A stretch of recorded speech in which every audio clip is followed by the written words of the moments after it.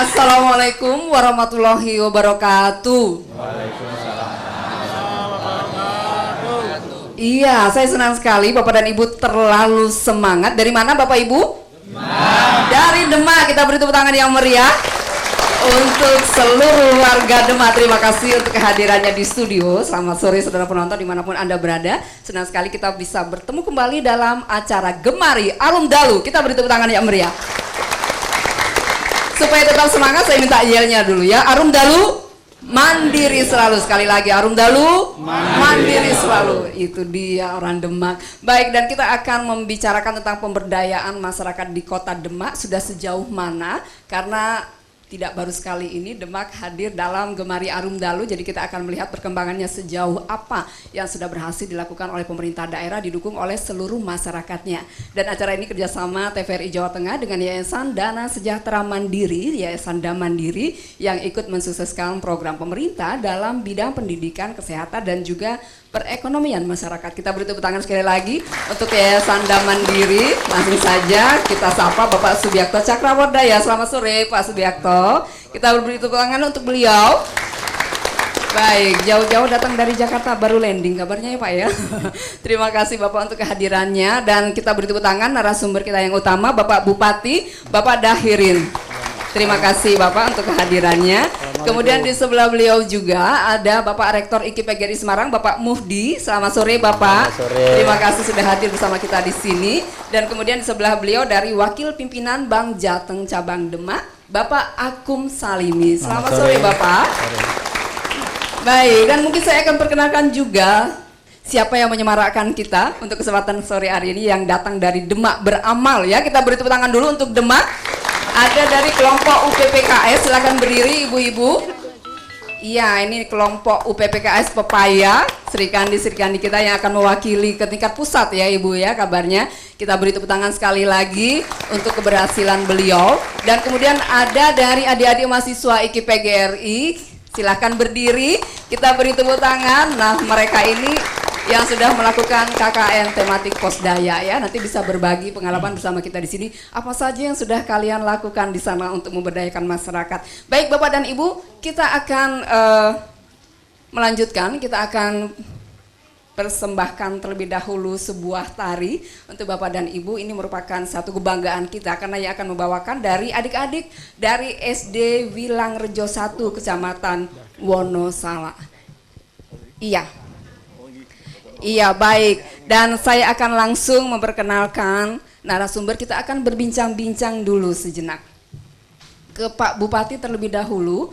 Pak Bupati, bisa diceritakan Bapak apa saja perkembangan yang sudah berhasil diraih dari Kabupaten Demak untuk memberdayakan masyarakatnya? Jadi alhamdulillah, assalamualaikum warahmatullahi wabarakatuh. Waalaikumsalam. Pemirsa dan masyarakat Demak khususnya yang saya banggakan. Jadi alhamdulillah Kabupaten Demak ini memiliki luas wilayah kurang lebih 89 hektar dan 54,5% itu adalah merupakan sawah atau tanah sawah, tanah pertanian. Oleh karena itu rata-rata produktivitas itu ada berupa padi, barang itu 60 kuintal itu per hektarnya. Untuk tahun 2012 itu produksi padi di Kabupaten Demak itu mencapai 601 lebih ton. Sehingga setiap tahun rata-rata itu mengalami surplus beras sebanyak 250 ton. Surplus ya Pak ya, di Jawa Tengah juga kita tepuk tangan dulu. Itu satu prestasi yang luar biasa ya Pak ya. Dan kabarnya juga ada satu desa yang ternyata sudah melakukan inovasi Pak Subiakto. Jadi ada inovasi dari kepala desanya gitu ya Pak ya. Jadi menemukan satu jenis yang baru, padinya 2 warna, ada merah putih dalam satu bulir. Wah, luar biasa. Ya, merah putih ya? Ya, merah putih. Wah, luar biasa. Tidak ada contohnya di sini Pak? Tidak ya? Tidak di bawah saya. Sayanya tidak. Ya. Baik, nanti kita akan melanjutkan Bapak karena akan dikumandangkan azan maghrib untuk wilayah Semarang dan sekitarnya. Kita saksikan terlebih dahulu.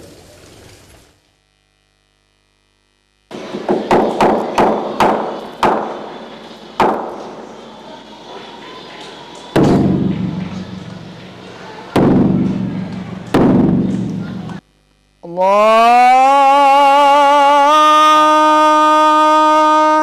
Akbar, Allahu Akbar. Allahu Akbar, Allahu Akbar. Asyhadu an la ilaha illallah.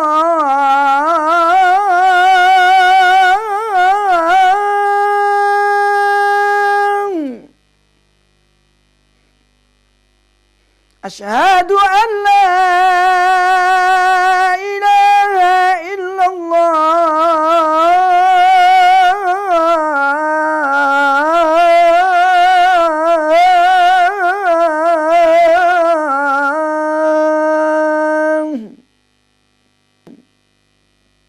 Asyhadu anna Muhammadar Rasulullah.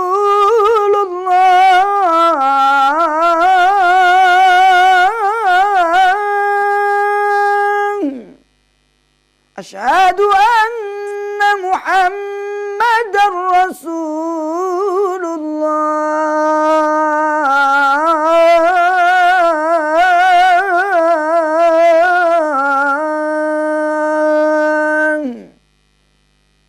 Hayya 'alas salah.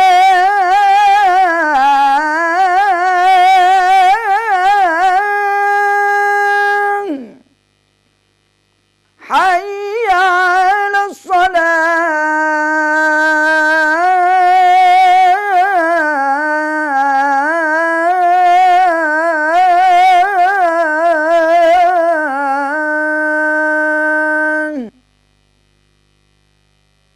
Hayya 'alal falah.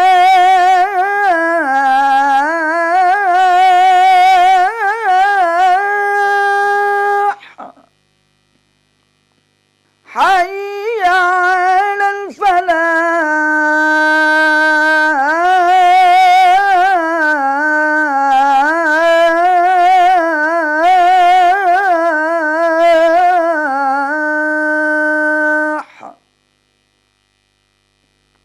Allahu Akbar, Allahu Akbar. La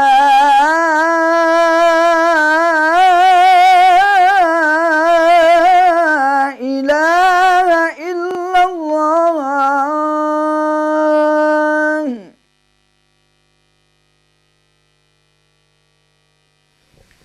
Saudara kami mengucapkan selamat menunaikan ibadah sholat maghrib dan acara Gemari Arum Dalu kami lanjutkan kembali. Bapak dan Ibu, saya mohon tepuk tangannya yang meriah untuk sebuah tari berikut ini. Tari Merak yang akan dibawakan oleh SD Negeri Pilang Rejo 1.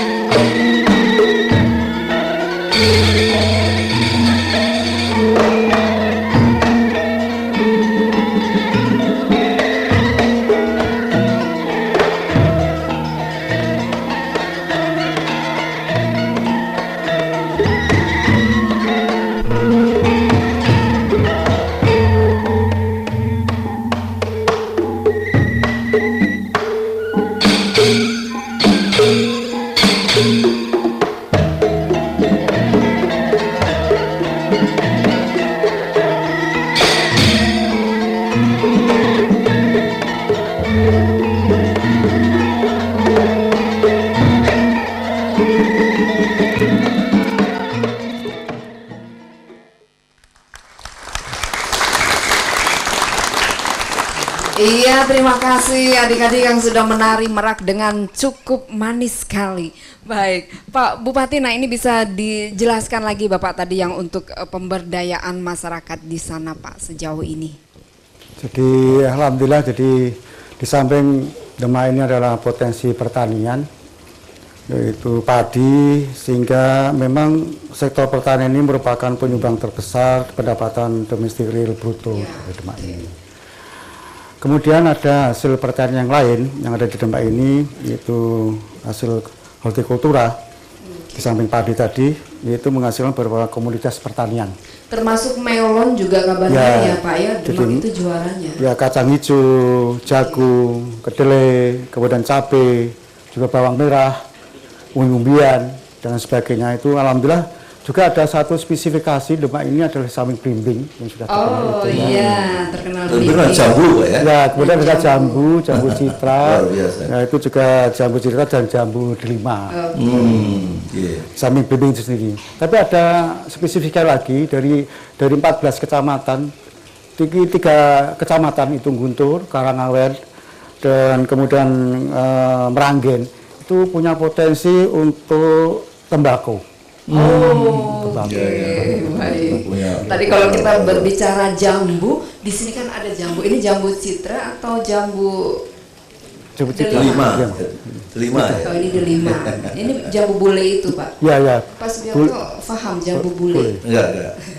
Bule itu saya jelaskan ya Pak ya. Bule itu jambu yang dibudidayakan dekat perkolam lele. Nah, bener kan Bapak Ibu, terangkan dong buat saya. Jadi lele termasuk produsen lele juga Pak? Ya, di Demak ini cukup besar ya, luar biasa. Di samping itu juga jadi dari segi pangan gizi cukup Pak ya, terjamin Pak ya, masyarakat itu dan baik. Jadi kemudian kondisi kemiskinan di sana bagaimana Pak? Alhamdulillah, jadi kita memang sementara ini sudah berkisar 17% gitu ya, masih. Berapa? 17% gitu. 17%. Kita upayakan ke depan nanti akan kita kurangi sehingga pengembangan. Kalau Jawa Tengah berapa Pak ya? Saya kok tidak hafal ya. Kalau Tengah itu. Di atas atau di bawah Jawa Tengah? Di atas ya, masih di atas. Jadi masih lumayan juga Pak. Ini apa masalah utama ya Pak? Jadi memang kalau kita lihat pengembangan ini konsistensi berkaitan pengembangan UMKM ini harus kita galakkan Pak. Dalam rangka tadi mengentaskan atau mengurangi kemiskinan tadi. Jadi potensi itu harus kita kembangkan sehingga dengan demikian di samping tadi pertanian prioritas pembangunan yang lain juga itu bagaimana kita mengembangkan UMKM. Itu juga merupakan salah satu upaya yang harus kita lakukan dalam rangka memberikan kemandirian kepada masyarakat tadi. Apa program yang terobosan Pak untuk mempercepat kemiskinan tadi dengan cara tadi memberdayakan usaha-usaha kecil menengah dengan kira-kira apa yang menjadi program pemerintah itu apa Pak? Mungkin apa bantuan pendidikan, latihan, atau mungkin juga bantuan dana atau subsidi lain ya barangkali ada macam-macam yang barangkali sudah dilakukan. Ya, di antara lain itu bagaimana kita ini punya komitmen untuk mengembangkan potensi dari masyarakat di atas pendidikan. Sebab pendidikan ini kan merupakan salah satu modal untuk kemandirian untuk menanggulangi nanti. Maka pendidikan yang ada di Demak ini kita kembangkan. Di antara lain kita insya Allah nanti tahun 2014 ini kita mendirikan akademi komunitas. Akademi komunitas. Apa itu Pak? Itu adalah program bagaimana kita tenaga terampil yang sementara ini di alumni dari SMK, SMK. itu sudah barang itu bagaimana kita potensi yang ada itu kita tingkatkan. Ya. Nah, dengan D2 atau D1, alhamdulillah kita diberikan kepercayaan untuk bekerja sama dengan UGM. Jadi dibantu jurusan UGM. sesuaikan UGM itu ya, sesuaikan dengan potensi yang ada dari itu. SMK SMK gitu ya, antara Pak. lain gitu ya. Oke, baiklah. Tadi kita sudah menyinggung sedikit tentang pendidikan di sana seperti apa, dan kabarnya juga perbandingan antara SMK dengan SMA itu Ya, sudah lebih banyak SMK-nya gitu ya, Pak, ya, untuk mengatasi kemiskinan yang ada di Kabupaten Demak. Baik, nanti kita akan melihat lebih jauh lagi ada apa sebetulnya yang di Demak ini, kemajuan-kemajuan atau hal-hal yang memang perlu menjadi fokus perhatian dari pemerintah untuk bisa dikembangkan dari potensi yang ada. Kita saksikan terlebih dahulu visualisasi berikut ini.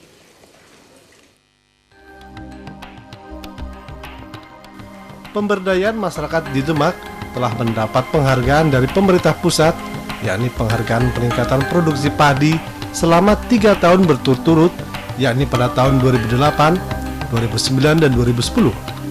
Kemudian, penghargaan ketahanan pangan, serta penghargaan Satya Lencana Pembangunan bidang keluarga berencana, pendidikan, dan pembangunan pertanian.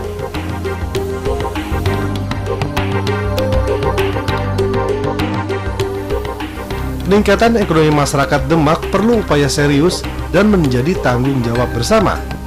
Ini karena masih ada anggapan Demak sebagai daerah tertinggal bila dibandingkan dengan daerah lain seperti Kota Semarang, Kudus, dan Jepara.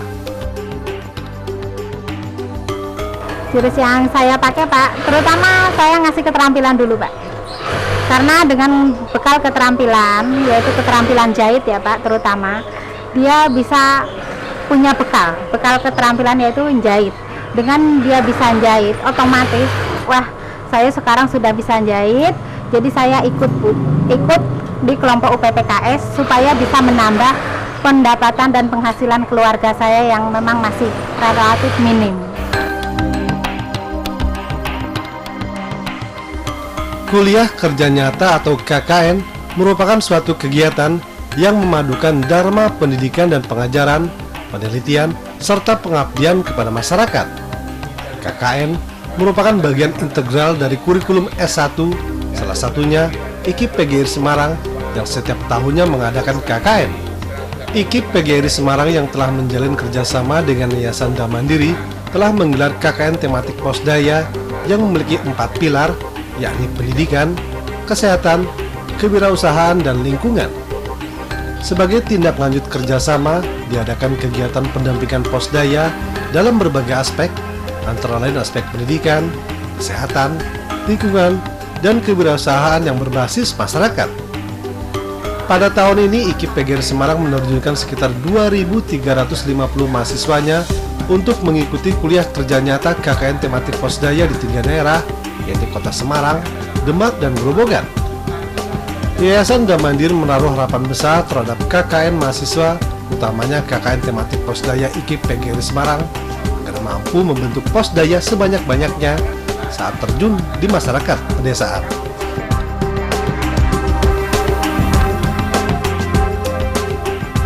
Upaya pengentasan kemiskinan dikembangkan bersamaan dengan upaya yang didukung oleh gerakan masyarakat dan upaya pengembangan ekonomi mikro dan kecil melalui dana yang disediakan oleh bank atau lembaga keuangan.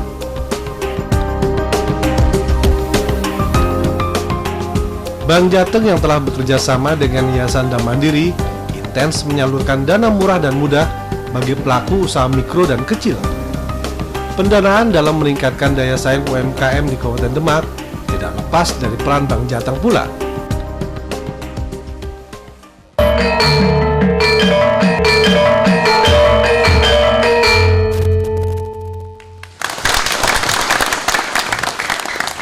Iya, baik, itu tadi kita sudah melihat gambaran bagaimana di Kabupaten Demak hal-hal apa saja yang memang sudah dikembangkan di sana.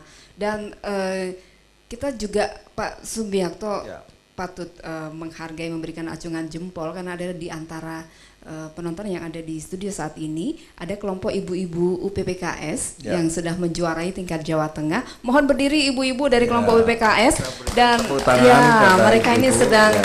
menunggu penilaian dari nasional ya Ibu ya. Mudah-mudahan bisa terus berhasil membawa harum nama Demak dan Jawa Tengah tentu saja. Saya boleh mikrofonnya diberikan, kita akan mendengarkan apa saja sih sebetulnya yang membuat kelompok ibu ini bisa menjuarai tingkat Jawa Tengah. Silakan Ibu. Assalamualaikum warahmatullahi wabarakatuh. Waalaikumsalam warahmatullahi wabarakatuh. Alhamdulillah kami dari kelompok UPPKS Pepaya Desa Capian yang sekarang sudah alhamdulillah sudah mendapat juara 1 kreatif tingkat nasional. Udah tingkat Oh, nasional, udah nasional. juara 1. Sudah. Wah, Oke, luar biasa. baik, kita beri tepuk tangan dulu yang mulia. Baik, silakan diceritakan apa yang sudah dilakukan Ibu bisa dapat juara 1. Ya, memang yang kami lakukan, jujur saya sangat berterima kasih sekali sama Ketua PPC aku Kecamatan Demak, Kecamatan Demak, Kabupaten Demak yang sudah membimbing kami sehingga kami bisa melaju sampai ke tingkat nasional, dan saya sangat berterima kasih sekali atas segala bimbingan maupun dari segi dana ya Bu. Memang dari tadinya kami berawal dibimbing oleh BPC aku itu dikasih dana sebesar 5 juta. Usaha apa yang dilakukan? Usaha Ibu? yang dilakukan memang tadinya di Profesi Pakaian Dalem Bu. Oke. Dan dari sini saya berpikir karena pakaian dalam itu sama sekali mulai dari kain percaknya itu kan bisa dimanfaatkan, banyak manfaatnya sekali. Dan di sini saya mengajak ibu-ibu untuk memanfaatkan kain percak itu, dibikin ada masker, ada keset. Dari selain pakaian dalam itu kan ada yang bisa dibikin buat bando rambut segala macam, pokoknya itu dari limbah kain pakaian dalam itu tadi. Dan alhamdulillah sampai saat ini kami yang tadinya cuman beranggotakan 10 orang Bu, di tahun 2012 bisa meningkat menjadi 23 orang, dan di tahun 2013 ini sekarang anggota kami sudah menjadi 33 orang. Luar biasa ya. Hebat sekali. Jadi produksinya hanya untuk pakaian dalam aja Dan sebenarnya. tadi kreativitasnya limbah-limbahnya juga bisa limbah-limbahnya dibuat. sudah bisa dimanfaatkan. Bisa Untuk keset, untuk dimanfaatkan. macam-macam. Ibu yang Luar membina biasa. untuk pemanfaatan limbah itu mengadakan pelatihan atau ada dari kelompok lain lagi? Oh enggak, memang itu Makanya dari saya juara sendiri. ibu mendapatkan juara kreatif itu ya Bu ya. Iya. Karena memanfaatkan Oke. limbah ya. Iya Pak, Di alhamdulillah. antaranya itu ya. Iya. Apa yang sejak kapan Ibu ini mulai berdiri kelompok ini? Berdirinya itu tanggal 17 Juni tahun 2009 itu mulai kami Oh baru merintis. saja ya? Iya. Baru saja, belum lama ya? Belum lama. Sudah kelompok ini sudah akan rencana membentuk koperasi bagaimana? Belum? Karena saya profesi saya di pakaian dalam ya Pak. Ini niat saya malah mau buka usaha yaitu ke pembalut wanita karena profesi saya Ya. di pakaian dalam. Cuman di sini kami masih ada kendala yaitu di modal Pak, di dana. Ya, Jadi artinya kelompok ini tidak mau dijadikan koperasi supaya tadi nanti kalau mau pinjam modal ke bank Karena itu akan lebih mendapatkan dipercaya. Kalau hanya kemudahan. kelompok nanti agak sulit. Tapi kalau badan hukumnya koperasi, nanti kalau datang ke BBD pasti akan diterima dengan baik. ya mudah-mudahan nanti untuk kedepannya mungkin seperti Ya. itu Pak, karena Nanti di sini barangkali ada kepala Ya. dinas koperasi pasti akan membantu. Baik, ya, mungkin bisa untuk langsung dibentuk. dijelaskan Bapak Kepala Dinas Koperasi. Baik, silakan Ibu mikrofonnya diserahkan. Ya. Terima Apa kasih. yang dilakukan Assalamualaikum kepada warahmatullahi wabarakatuh. Waalaikumsalam. Jadi keunggulan dan kelebihan kalau satu kelompok itu membentuk koperasi, Iya. karena koperasi sudah teruji. Ya. Pada saatnya Indonesia krisis, koperasi tetap eksis, Iya. dan koperasi kalau kita berkoperasi, keuntungan yang disebut dengan sisa hasil usaha itu akan menjadi milik anggota keseluruhan, sehingga modal itu bisa bertambah dengan iuran setiap bulan, kemudian keuntungannya juga masuk menjadi milik anggota itu sendiri. Jadi Iya. Bapak ingin mendorong ibu-ibu ini untuk berkoperasi Pak ya? Insya Allah siap. Cuman barangkali Kami siap. harus bayar notaris berapa itu kalau notaris kalau di tempat Begini Bapak, jadi program pemerintah daerah Kabupaten Demak Iya. ada program bantuan kalau memang kelompok ini nanti sungguh-sungguh bisa kita ada fasilitas bantuan subsidi dari pemerintah kabupaten untuk membentuk suatu kelompok koperasi Iya. yang dibiayai dari anggaran APBD Kabupaten Demak. Alhamdulillah. Oke, alhamdulillah. Nah, tuh.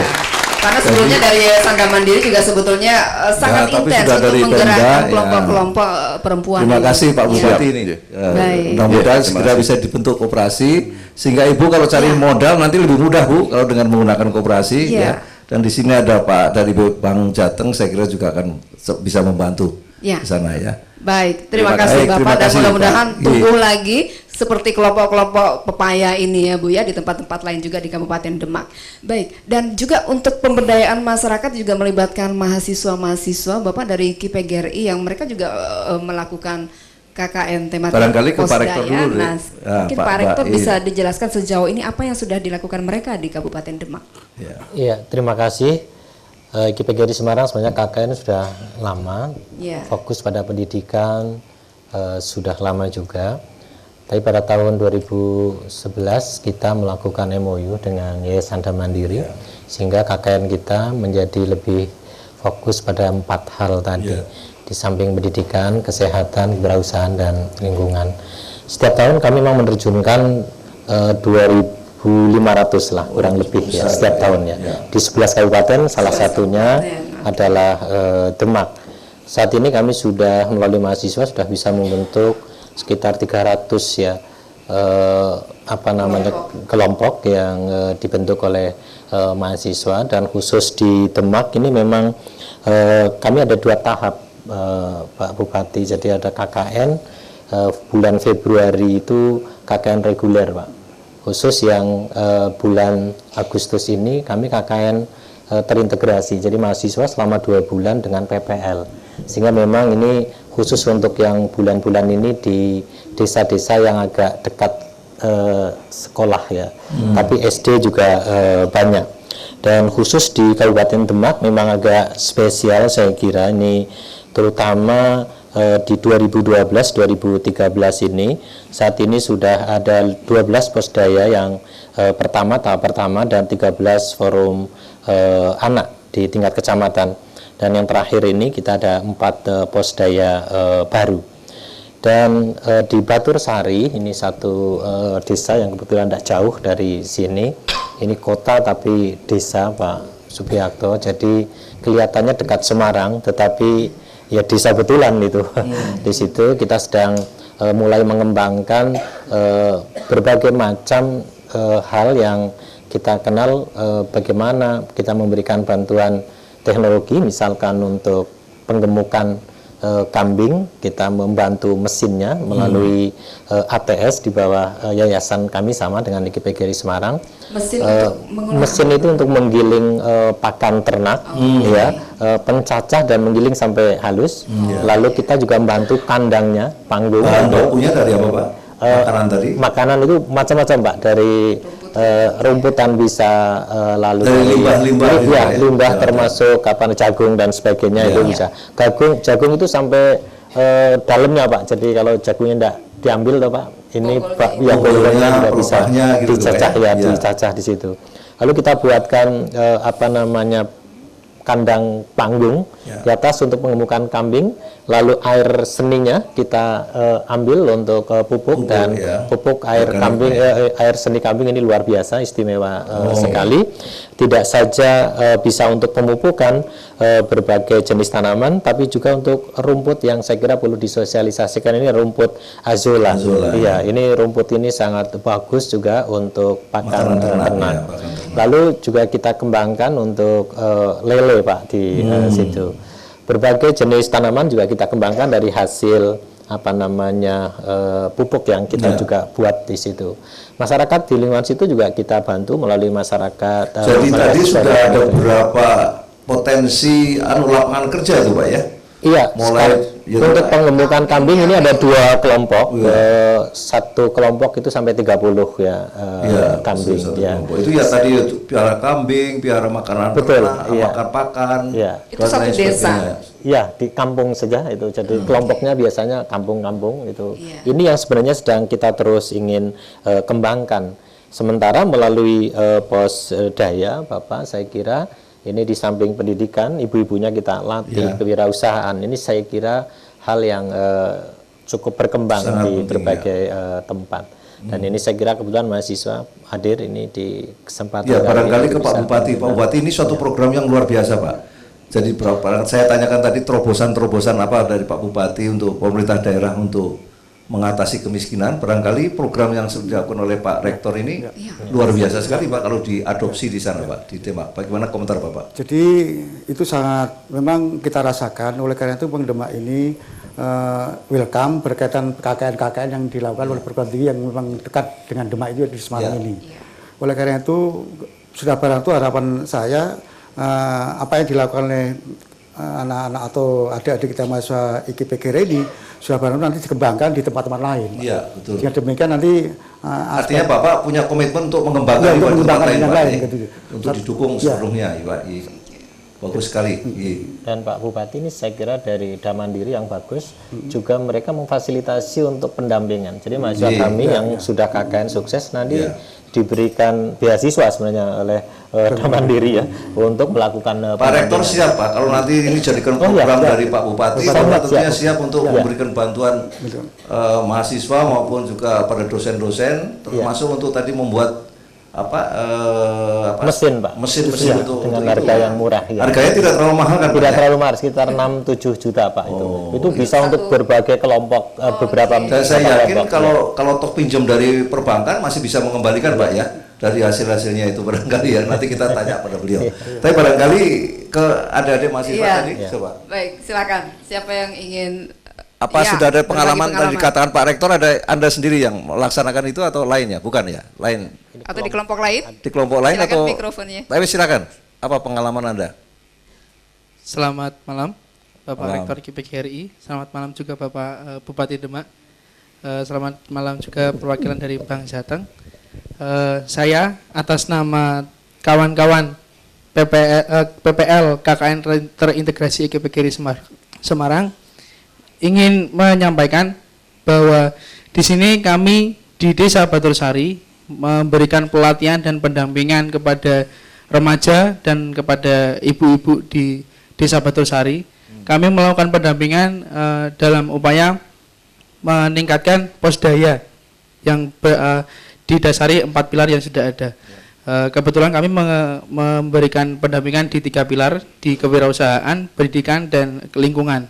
Di bidang pendidikan kami bekerjasama dengan teman-teman remaja, teman-teman Karang Taruna di Desa Batursari. Kami memberikan bimbingan kepada mereka, memberikan pendampingan kepada mereka untuk melaksanakan program bimbel di setiap RT di Desa Batursari. Di samping itu di bidang kewirausahaan kami juga memberikan pelatihan kepada ibu-ibu untuk membuat kerupuk nasi. Kerupuk nasi ini berbeda dengan kerupuk nasi yang lainnya. Kerupuk nasi ini kami desain tanpa boraks, jadi aman untuk kesehatan. Lebih sehat ya. Iya. Lalu di bidang lingkungan kami memberikan pelatihan, kami memberikan pembimbingan kepada remaja dan juga ibu-ibu di Desa Batursari. Di sini kami membentuk atau memproduksi pupuk kompos dan juga kami membuat desain apilon atau apotek hidup dalam peralon, seperti itu.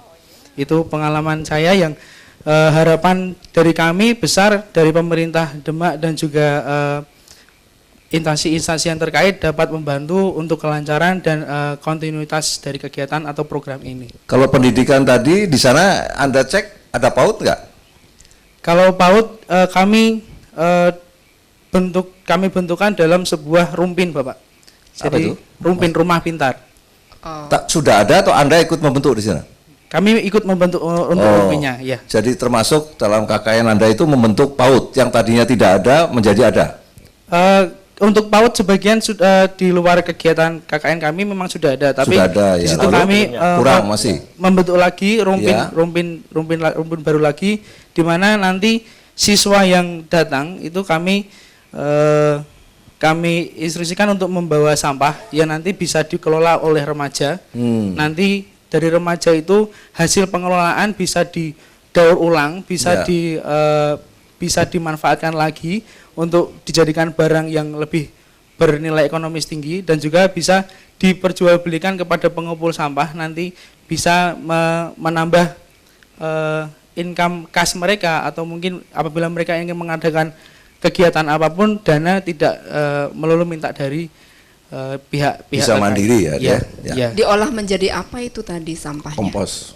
Jadi Untuk kompos. untuk sampah yang anorganik kami mendesain. Untuk yang plastik kami membuat tas. Oke. Membuat tas. Untuk yang kertas mungkin kami daur ulang lagi, nanti bisa dijadikan hiasan rumah, atau kita bisa dijadikan kertas lagi, bisa digunakan lagi untuk pembelajaran. Oke, baik. Terima kasih. Kita beri tepuk tangan dulu untuk adik-adik mahasiswa. Ada lagi yang ingin memberikan pengalamannya? Baik, cukup itu saja. Dari kelompok Posdaya yang dibina, mungkin ada yang hadir? Bapak dan Ibu ada? Ya, baik. Silakan Bapak. Bisa diterangkan apa yang sudah dialami sejauh ini. Assalamualaikum warahmatullahi wabarakatuh. Waalaikumsalam warahmatullahi wabarakatuh. Kami Posdaya Permata Jaya yang mana binaan dari IGBKRI. Sebelumnya kami berawal atau dibina juga oleh ATS, sebagian juga dari IGBKRI. Program yang kami kerjakan adalah peternakan yang mana memanfaatkan limbah pertanian sekaligus mengaplikasikan teknologi bakteriologi yang mana menjadikan ternak kambing itu tidak mengganggu lingkungan, ya, sehingga dengan terbatasnya lahan sekarang itu, pertama, selama ini kalau lagi panen padi, kecenderungan pada akhir panen itu banyak yang dibakar. Tetapi pada saatnya musim kemarau, kita mencari pakan itu sampai sulit, ya? melalang buana antar kota. Pertama. Kedua, dari beberapa kelompok kami, peternakan, kemudian ada wirausaha las, kemudian ada kesehatan dengan Tibun Nabawi, ya, yang diwakili dengan Bekam, kemudian ada pendidikan juga. Terima kasih sekali untuk Bapak Muhdi mewakili IGBKRI.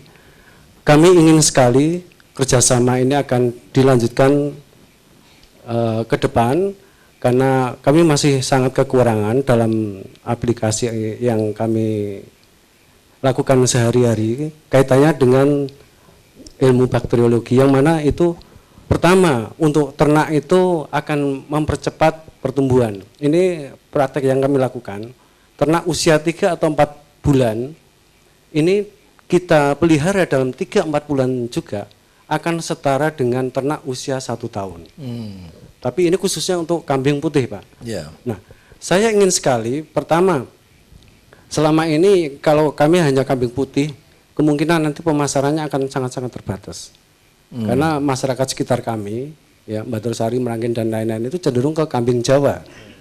Kambing putih dari mana, Pak? Kambing putih itu domba. Sebetulnya sebagian Oke. ada, tetapi untuk secara umumnya itu masyarakat kurang begitu suka. Ya. Pertama itu. Kedua, kami rumput azolla tadi itu ada, sebetulnya rumput itu rumput liar lah bahasanya. Cuma pertama sekali pemanfaatan, ya, pemanfaatannya sebetulnya rumput azolla ini bisa menggantikan pakan ternak, baik itu untuk ayam, bebek, kambing, ya. Itu dengan protein yang sangat-sangat besar, Pak. Pertama. Kedua, tetapi bagaimana kita bisa mengelola atau menanam azolla ini supaya layak sebagai pakan ternak yang berkesinambungan. Itu ternyata kalau kita hanya sebar saja gitu, Pak, ya, itu nggak mungkin kita panen hari ini, maksimal 1 minggu kemudian bisa dipanen lagi. Dari Dinas Pertanian di sana tidak ada penyuluhan? Ini untuk Bapak saya Pak Dakirin ini ya, saya minta tolong sekali. Tadi kami sudah mengaplikasikan dengan pupuk cair yang mana saat ini kami masih bekerja sama dengan pihak swasta, ya. Jadi maaf, selama ini apa yang saya lakukan atau kami lakukan itu kebetulan malah dari pihak luar, maksudnya bukan dari pemerintah. Saya sangat-sangat ingin sekali pemerintah itu, khususnya kalau dalam hal ini Bapak Dakirin, syukur-syukur ini bisa memasarkan sampai nasional, karena sesungguhnya banyak potensi yang ada di negeri ini, tetapi belum teraplikasi atau belum tersalurkan dengan bagus. Nah, kemudian masa pemberdayaan untuk ekonomi, mungkin banyak kelompok-kelompok atau untuk masyarakat kecil itu tidak berani menyentuh ke pertahankan Pak ya. Oke. Karena mungkin maaf Baik. dengan birokrasi yang agak sulit Ya, atau bagaimana. baik Bapak, kita gitu sudah ya. bisa memahami. Terima kasih. Tadi masalah menyinggung tentang rumput azolla, selain di kelompok Bapak masih ada juga Sebetulnya masyarakat yang membudidayakannya. ada, cuma salah satu contoh begini Bu, karena sangat jarang pemanfaatannya. Giliran ini misalkan di Rejomulyo ya, Bapak atau Ibu itu mencari untuk pakan lele atau apa, itu jatuhnya bukan hanya mahal, tapi sangat mahal, bisa 50.000 ke atas per kilo. Oke, baik. Karena baik, apa Pak mahal Pak? Ya karena memang pertumbuhannya secara umum Oh, itu iya. sangat-sangat lamban Pak. Iya, iya, Tetapi iya. kalau kita aplikasikan dengan pupuk yang kita formulasikan yang sudah ada binaan dari pihak ketiga, itu insya Cepat Allah dalam pertumbuhannya ya. 1 hari itu pertumbuhannya 1 meter persegi bisa menjadi 4 meter persegi itu insya Allah dalam Itu karena pupuknya, pupuknya ada tapi. Nah, pupuk cari dari buatan maksudnya aplikasi dari pihak ketiga. Mereka yang memformulasikan. Nah, gitu. saya ingin sekali ini Iya. dibina oleh bapak-bapak Oke. kami dari pemerintah. Baik, daerah. paham. Ya, Iya. terima kasih. Bapak Bupati silakan menanggapi. Ya. Ya, jadi ini satu informasi yang sangat bagus, tapi kita dari Dinas Pertanian itu sebenarnya sudah ada satu tenaga hasil dari pengolahan bagaimana kita mengembangkan potensi yang ada di tempat itu. Ini kan mungkin hanya informasi yang sementara belum katalah terputus lah gitu ya gitu. Jadi potensinya ada, saya kira kita perlu kita sikapi bersama. Iya, Iya, mungkin saya ada kira dari Pak Bupati Dinas nanti- Pertanian yang hadir. Tidak ada ini. Tidak ada ikut bersama kita di sini ya. Iya, memang karena kalau Pak Rektor, itu kalau pakan tadi bisa bertahan berapa lama Pak? Kalau dibuat jadi makanan ternak? Untuk yang Tadi Bapak yang di mesin azolla hasil mesin itu bisa berapa bulan? tergantung jenisnya ya Pak. Ini memang berapa Pak? Lama sekali ya. Jadi ini yang sudah praktek. Jadi mungkin saya jelaskan juga. Bisa 6 bulan sampai itu? Bisa berapa Pak? Bisa. Nah ya, bisa sampai 6 bulan.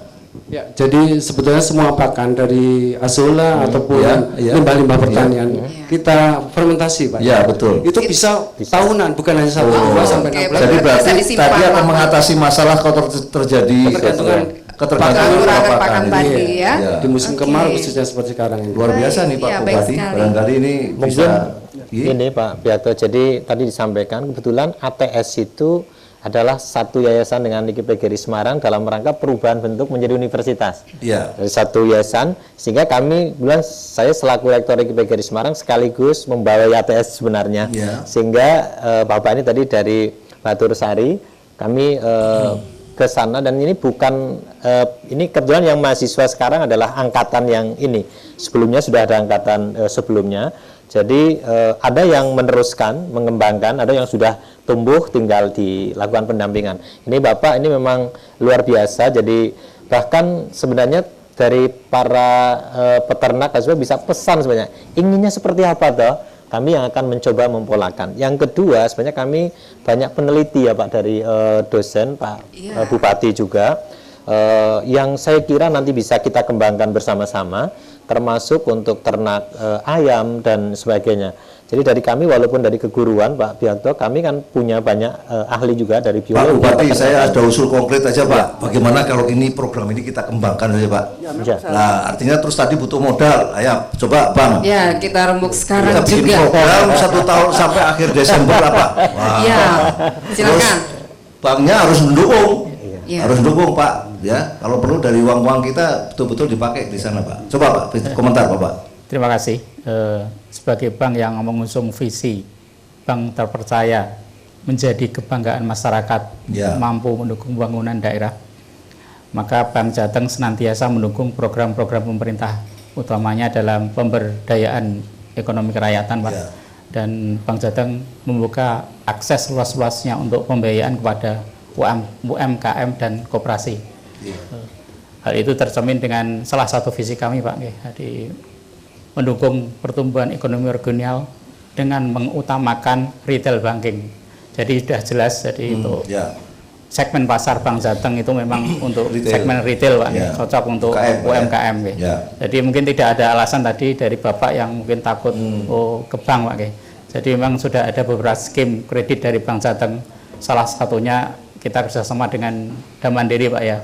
Jadi untuk kredit budi itu memang sudah lama sekali sebenarnya, Pak. Sudah kurang lebih tahun 2004. Perkembangannya juga sangat bagus, Pak. Jadi Kemudian tingkat kesehatan atau kredit bermasalahnya juga sangat rendah. Ya. Jadi skema kredit ini memang diperuntukkan kepada usaha-usaha yang sebenarnya layak, visible, tapi dalam belum bankable, Pak. Jadi untuk persyaratan teknisnya itu tidak sepenuhnya bisa dipenuhi. Jadi Bang Jateng siap untuk memfasilitasi. Baik, terima kasih. Kita berikan tepuk tangan kepada Bang Jateng. Iya. Saya usul konkret, maksud saya begini Pak. Pak Rektor, itu kan Bapak tadi ada beberapa posdaya sudah? Ya. 17 berapa? 300, Pak. Oh, posdaya. Posdaya. Ya. Posdayanya berapa? Yang sudah kita bentuk itu jumlahnya 300 posdaya. Oh, 300 posdaya lah. Dari 300 itu yang punya Ya. potensi seperti itu di mana? Dipetakan Pak. Ya. Mungkin nanti dibantu Dinas Pertanian Pak. Ini supaya langkah konkret aja Pak. Ini jangan jadi kita jangan hanya ngomong-ngomong aja, tapi ada program konkret, ada action plan yang terencana dan terukur. Ada targetnya. Ada target-target. Jadi nanti di bawah komando Pak Bupati, Bapak membuat semacam studi kelayakan seperti tadi 7 juta. Itu harus dibiayai berapa tahun Pak? Bunganya berapa? Itu kan belum dihitung barangkali. Nah, nanti Bapak yang membantu menghitung kelayakan dari pemilikan dari peralatan tadi Pak. Nah setelah itu nanti Bapak dipetakan Pak dengan Dinas Pertanian posdaya mana yang memang akan dimulai. Katakanlah mulai dari 5 dulu atau 10 dulu ya Pak, paling 70 juta kan Pak ya. Nggak belum mencapai 100 juta, saya kira siap Bang Jating untuk membiayainya ya. Nah, tapi jelas konkret Pak. Dan kalau bisa bulan November atau ya paling lambat November ini sudah bisa jalan Pak Bupati. Kalau boleh saya usulkan begitu Pak. Jadi konkret lah. Kalau memang betul-betul Pak Rektor ini ya Pak ya. Untuk Demak kita baru 16 ya posdaya. 16. Ini ya 300 itu 300 yang 300. Tapi dilihat potensinya memang ada nggak potensi untuk itu. Jadi kalau umpamanya dari 16 itu ada 5, ya 5 dulu dikerjakan umpama itu Pak. Nah nanti diharapkan nanti bisa berkembang ke tempat lain Pak, ke desa-desa lain. Ini sekedar usul Pak, tapi terserah Pak Bupati yang punya daerah. Iya itu sih. Iya, apalagi kalau dilihat perkembangan yang begitu pesat dengan sentuhan teknologi tadi di fermentasi, dia bisa tahan di inilah yang disebut Bapak Ibu sekalian, satu pendekatan ekonomi, sistem ekonomi baru yang namanya ekonomi biru. Ekonomi biru itu adalah suatu pendekatan industri yang tanpa limbah itu ya. Jadi dengan menggunakan produk-produk lokal dan betul-betul setiap ada limbah itu bisa dijadikan bahan baku untuk produk yang lain. Nah, ini menciptakan lapangan kerja yang luar biasa. Dan saya kira intinya itu Pak Bupati. Untuk mengatasi kemiskinan, jawaban satu-satunya atau kata kuncinya adalah menciptakan lapangan kerja sebanyak mungkin. Dan melihat potensi Demak, saya kira luar biasa sekali. Nah, tinggal sekarang adalah teknologi yang tadi, teknologinya sudah ada dari IKIP. Banknya, modalnya sudah ada, apalagi maksud saya Pak. Jadi Bapak tinggal menjadi komandan saja untuk go, gitu aja lah. Tapi tentunya direncanakan dengan baik, terukur, terencana dengan baik. Ada target-target tertentu. Ini saya usul saya Pak konkret Pak, supaya pertemuan ini tidak sekedar hanya omong-omong, tetapi harus punya program yang konkret ke depan ini Pak. Saya kira itu Pak Bupati. Monggo Pak Bupati mau menyampaikan komentar ini. Siap ya Pak Bupati ya, siap. Baik, karena memang ini untuk kepentingan masyarakat, jadi tidak hanya satu kelompok saja, nanti akan tumbuh banyak kelompok yang nanti bisa terjamin tidak akan kekurangan pakan, karena itu bisa disimpan sampai lebih dari setahun waktunya. Baik, Bapak dan Ibu, kita beri tepuk tangan dulu yang meriah. Sudah ada komitmen yang terbentuk untuk memajukan dunia pertanian yang lebih luas lagi di Kabupaten Demak. Saya minta ilnya lagi ya. Arum Dalu, mandiri selalu. Kita beri tepuk tangan untuk lagu berikutnya, yaitu lagu Keramat.